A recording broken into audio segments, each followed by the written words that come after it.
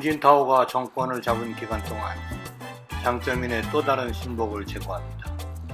그것은 바로 현재 시끄러운 전 총칭시위서기 정치국 위원 보시라이입니다. 2012년 2월 6일 보시라이와 나쁜 짓을 함께하던 전 총칭시 부시장, 공안국 국장 왕리진이 보시라이와 등을 돌리고 살인 멸구를 피하기 위해 미국 주 청두 총영사관으로 도망쳐 들어갑니다. 이는 중국 공산당 고위층의 분열을 불러옵니다. 2012년 3월 15일 보시라이는 총칭 시위서기 직위를 면직당합니다. 그리고 4월 10일 중국 공산당 중앙위원 및 정치국 위원 직위를 정지당합니다. 그리고 같은 해 9월 28일 당적과 공직을 박탈당합니다.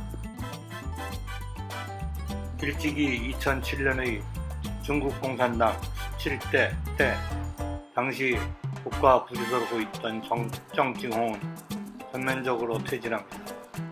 후진타오가 가장 중시한 사람은 리커창, 시진핑이었습니다.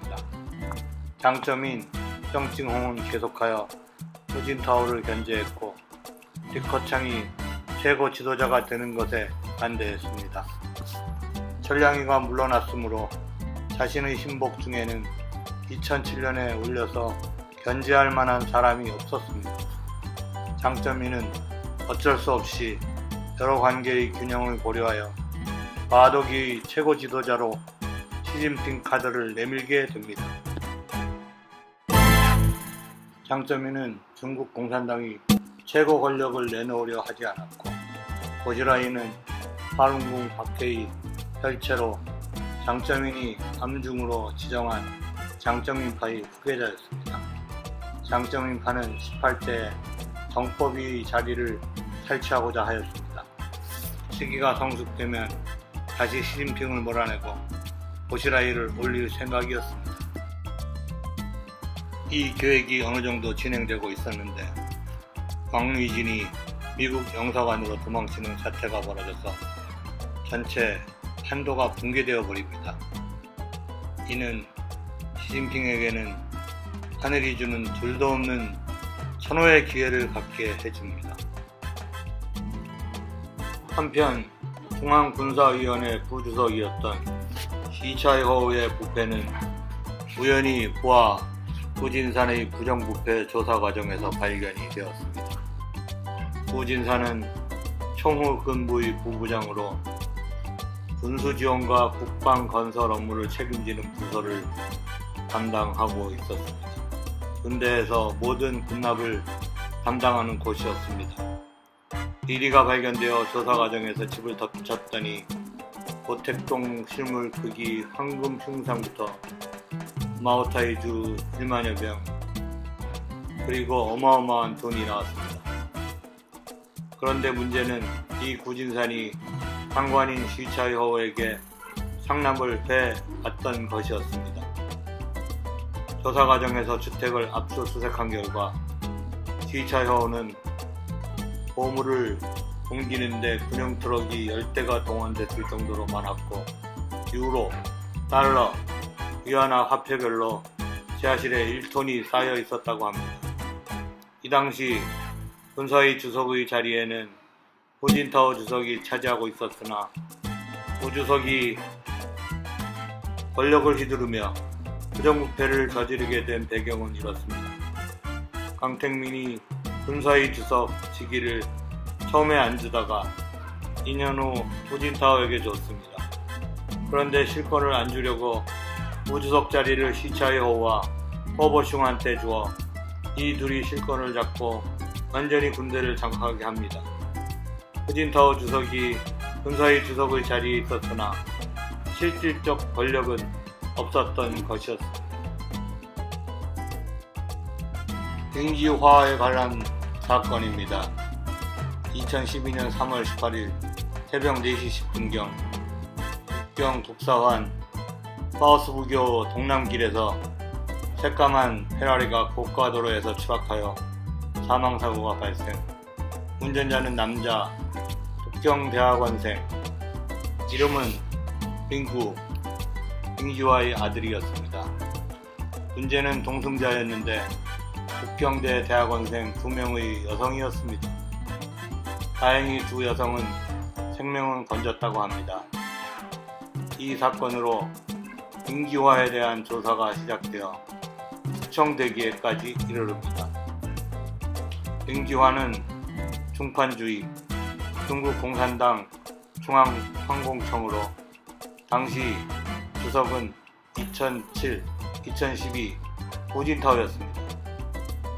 빙기화는 공청단, 공산주의 청년단으로 후진타오 밑으로 실제로 넘버원맨이라 부를 수 있는 사람이었습니다. 중국 공산당 중앙항공청은 중앙위원회 총서기의 비서, 경호, 정보관리기관이었습니다. 한국의 청와대, 비서실, 경호실, 국정원을 다 합쳐놓은 거에 해당합니다.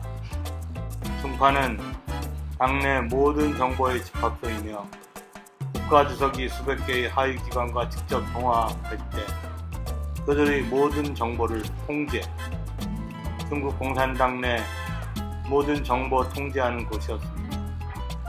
중판이 어느 정도 대단한가 하면 중판의 권위와 위엄은 중판 하위 조직으로 중국에서 가장 정예로운 부대 요원 200명이 소속되어 있는 8341 부대가 있습니다.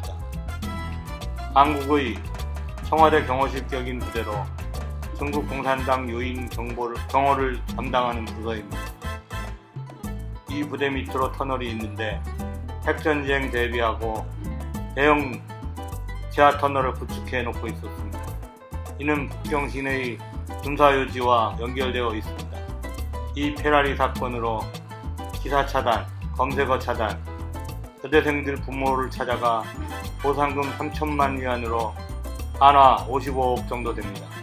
입막음 은폐 시도를 합니다.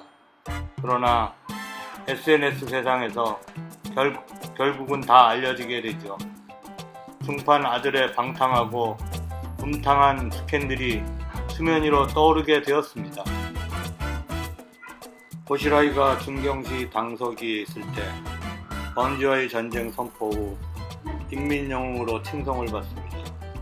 그 후 정치국 상무위원 진입이 유력했으나 1조 4천억의 돈 세탁, 아내의 돈 세탁을 도와준 브로커 살인 사건이 터지면서 추락을 하게 됩니다.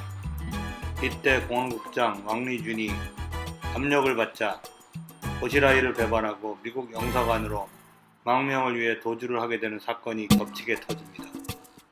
조사를 받는 과정에서 고시라이를 배반하고 진술하는 내용 중 빙기화의 도움을 받아 후진타오 주석의 전화 도청 사건을 폭로하게 됩니다. 홍선 전화를 건드렸습니다.